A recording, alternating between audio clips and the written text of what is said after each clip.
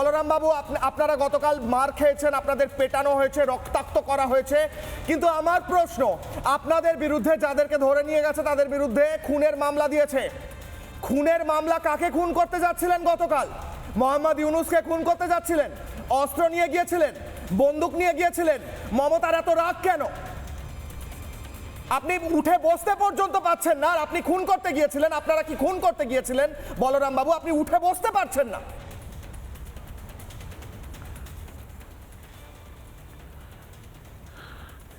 ব্যাপারটা কি আছে, উনি সনাতনীদের ভূত দেখছেন। আসল কথা, জিহাদি মানসিকতার লোক তো উনি, আর সনাতনীদের ভূত দেখছেন।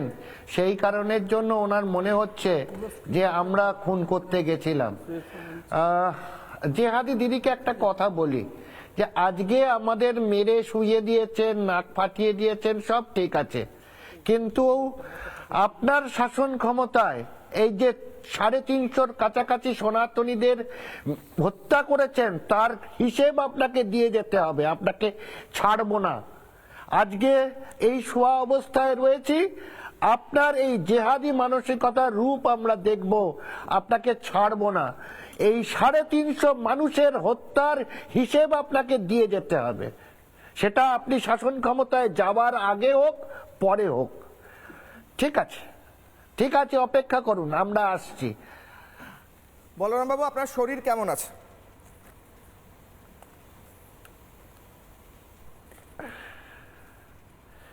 শরীর তো মানে ব্যথা করছে, কিন্তু আজকের ব্যথা তো সেরে যাবে। কিন্তু যে বুকে যে ব্যথাটা নিয়ে রয়েছি, সেই ব্যথা আমার বন্ধুদের আজকে অ্যারেস্ট করে তুলে খুনের মামলা দিয়েছে। বাঁচতে পারবে তারা? এই সনাতনীরা যেদিন তাদের আসল রূপে আসবে, কি বিভৎস রূপ নেবে সেটা আপনারা চিন্তা করতে পারছেন না। অপেক্ষা করুন, অপেক্ষা করুন, একটু অপেক্ষা করুন। বলরাম বাবু, আমি আবারও জিজ্ঞেস করছি, আপনারা কাকে খুন করতে গেছিলেন? পুলিশ খুনের মামলা দিয়েছে, আপনাদের কাছে কি অস্ত্র ছিল বলরাম বাবু? কোন অস্ত্র নিয়ে গেছিলেন?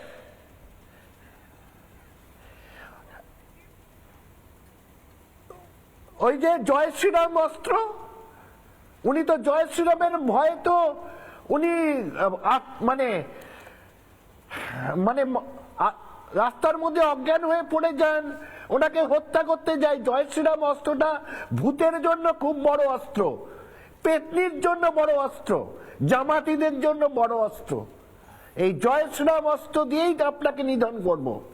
নানা ধরনের কন্টেন্ট দেখার জন্য লাইক করুন, শেয়ার করুন আমাদের ফেসবুক পেজ, সাবস্ক্রাইব করুন আমাদের ইউটিউব চ্যানেল। পাশাপাশি অন্যান্য ব্রেকিং নিউজের জন্য অবশ্যই চোখ রাখুন রিপাবলিক বাংলায়।